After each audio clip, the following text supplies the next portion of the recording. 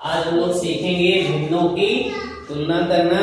देखिए यहाँ पर दो भिन्नें दी गई हैं, 1/2 और 1/3। आपको पता करना है कि कौन सी भिन्न बड़ी है और कौन सी छोटी।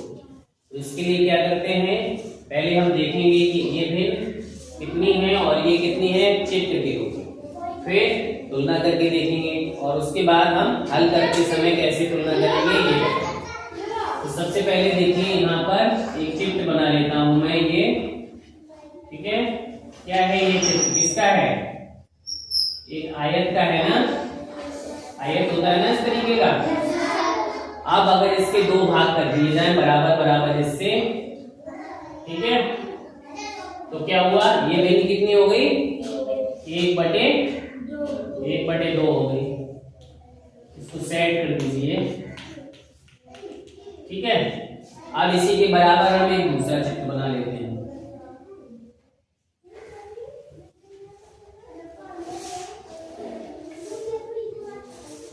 दोनों बराबर हैं, मान लेते हैं। अब हमें क्या करना है, इस भिन्न को शो करना है 1/3 को। 1/3 करने के लिए हम क्या करेंगे, इसके 3 हिस्से करने पड़ते हैं, ठीक है। अब इसका एक भाग ये हो गया 1/3, 1/3। अब यहां से देखिए, ये तो 1/3 है और ये 1/2 है। इन दोनों चित्रों को देखने से हमें क्या पता चलता है कि ये वाला भाग ज्यादा है और ये कम है। तो इस भिन्न का नाम क्या है? ये भाग है वो कितना है? 1/2 है और ये वाला भाग 1/3। तो इन दोनों चित्रों से हमें पता चलता है कि 1/2 बड़ा है किससे? 1/3, ठीक है। तो यहां से हमें पता चल गया कि भिन्न कैसे बड़ी है। तो ये तो छोटी भिन्न थी। अब अगर हमें किसी तरीके से किसी भी भिन्न का पता करना हो तो हम इतना प्रोसेस नहीं करेंगे, डायरेक्ट पता करेंगे। वो क्या तरीका है देखते हैं। तो जब भी हमें कोई भी दो भिन्न दी गई हो, जैसे 1/2 और 1/3 दिया गया हो, तो हम क्या करेंगे, 1/2 और 1/3 को इस तरीके से लिखेंगे कॉमा लगा के। अब हम क्या करेंगे, इसमें इन दोनों का क्रॉस मल्टीप्लाई कर देंगे। इसका गुणा इसके अंश से और इसके हर का गुणा इसके अंश से। तो यहाँ पर अगर 3 का गुणा 1 में करेंगे कितना आएगा? 3 आएगा। 2 का 1 में करेंगे तो 2 आएगा। अब देखिए 3 और 2 में कौन सी संख्या बड़ी है? 3 बड़ी है ना। तो यहां से हम लिख देंगे कि 3 बड़ा है 2 से। तो जिधर वाली संख्या बड़ी आएगी गुणा करने के बाद, उधर वाली भिन्न भी बड़ी होगी। तो इसलिए 1/2 भिन्न बड़ी है 1/3 से।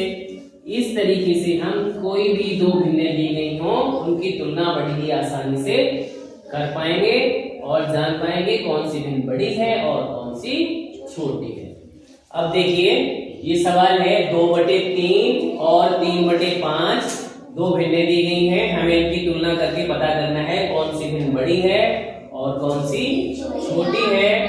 तो हम क्या करेंगे, इनको लिखेंगे 2/3 और कॉमा लगा के 3/5 लिख लेंगे। अब क्या करेंगे, हम इसका गुणा इधर कर देंगे और इसका इधर कर देंगे। तो कितना आएगा, इधर 10 आएगा और इधर 9 आएगा। अब 10 और 9 में कौन बड़ा है? 10 बड़ा है 9 से। तो भिन्न भी हमारी कौन सी बड़ी हो गई? इधर 10 आया ना, इधर 10 आया, उधर कितना है 2/3। भिन्न बड़ी है 3/5, ठीक है। एक तो ये तरीका हो गया सबसे आसान और सरल। एक और तरीका है जिसमें हम क्या करेंगे, लासा लेकर करेंगे। जैसे यहाँ पर क्या करेंगे, 2/3 और 3/5 की तुलना करनी है। तो 3 और 5 का क्या लेंगे, लासा लेंगे। 3 और 5 का लासा क्या आएगा? 15। कितना आएगा? 15 आएगा। तो अब यहां से 2/3 बराबर क्या करेंगे, हम इस लासा में इसका भाग देंगे। कितनी बार जाएगा? 3 × 5 15, 5 बार जाएगा और उसका ऊपर नीचे गुणा कर देंगे। 2 गुणे 5 बटे 3 गुणे 5। लासा लेने के बाद इसके हर से इसमें भाग देंगे, जितनी बार जाएगा उसका ऊपर नीचे गुणा कर देंगे, तो यहाँ से क्या आएगा 10 बटे 15। ठीक है, अब इसमें भी वही करेंगे, भाग देंगे किसमें 15 में, तो कितनी बार जाएगा 3 बार जाएगा, 3 गुणे 3 बटे 5 गुणे 3, तो यहाँ से कितना आएगा 9 बटे 15। अब देखिए दोनों भिन्नों के हर कैसे हो गए हैं, समान हो गए हैं। एक भिन्न 10 बटे 15 हो गई है और दूसरी 9 बटे 15 हो गई है।